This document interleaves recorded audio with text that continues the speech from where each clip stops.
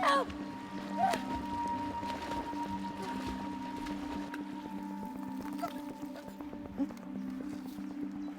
Oh, do you think she's all right?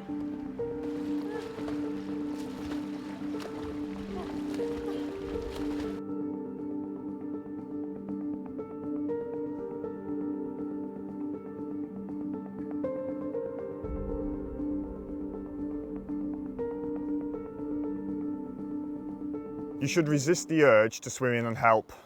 Call to the person in distress, ask them to stay calm and try to float.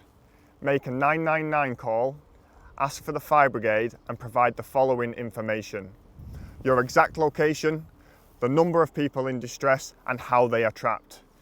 You can use the What 3 Words app to get an exact location for emergency services to within 3 square metres. 999. Hi, yeah, fire service. Yeah, we've got one person in the water, in the river. Yeah. Bolton Abbey Estate. It's at the Bolton Abbey Estate. The What 3 Words location is Frail, Bearings, Lame. Did you get that? Frail, Bearings, Lame.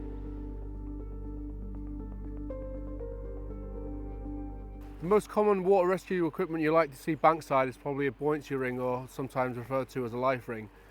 Now you're more likely to see these things called throw lines. These are a line that runs into the bag which got a dedicated end at the end, normally about 20 to 25 metres. How it works is you hold one side of it with the bag. I'm right-handed, for instance. You make sure you get the casualties' attention, then you throw the bag to them whilst keeping hold of the line and then pull them into the bankside. River, lie on your back, good lad. River, lie.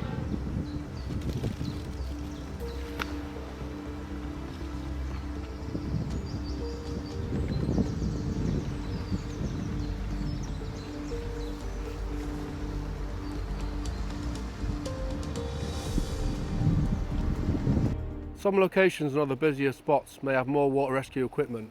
This here is a reach pole and I'll demonstrate how to use it.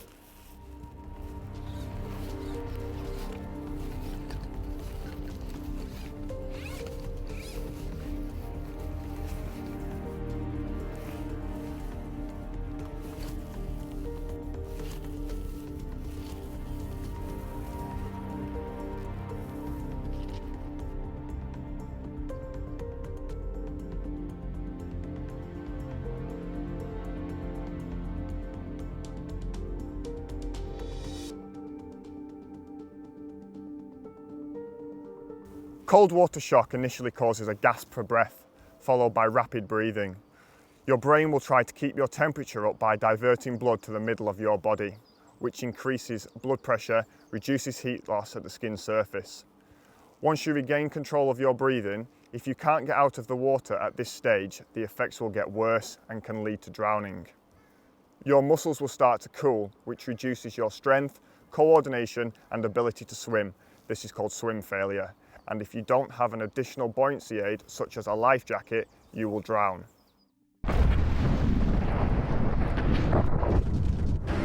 Everyone who falls into cold water has the same instinct, to swim hard. But cold water shock can make them gasp uncontrollably and breathe in water. Then they drown. But if they just float until the cold water shock has passed, then they'll have a far better chance of staying alive.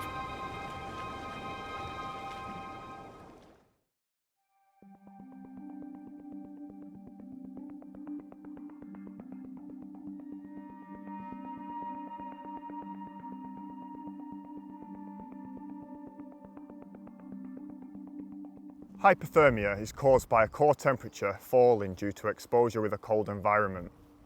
Water is better than air at cooling the body due to the density of water conducting heat more efficiently.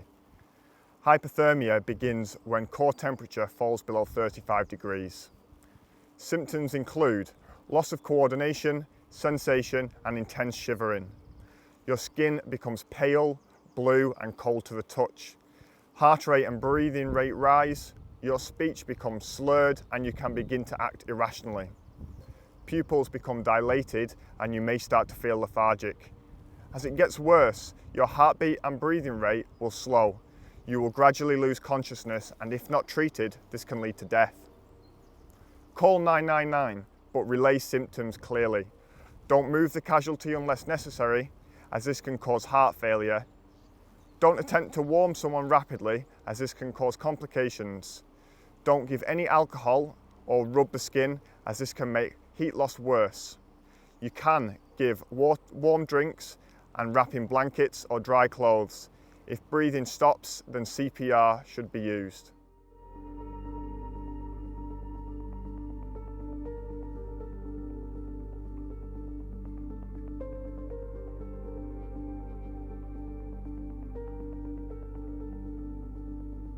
You can prevent cold water shock by slowly immersing yourself in the water and splashing water on your face.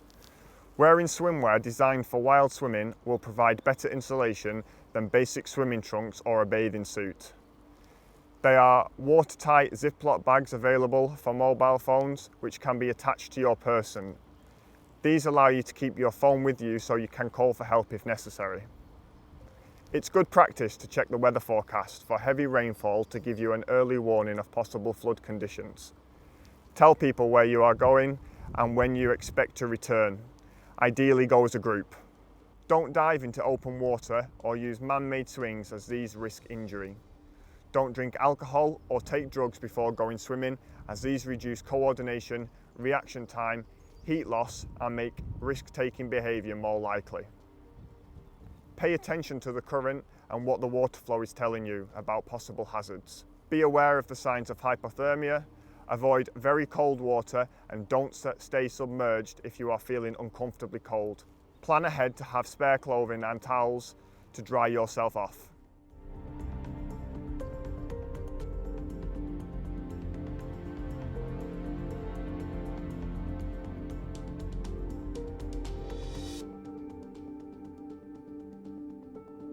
For still water, if you can't swim well or get out of the water, float to live.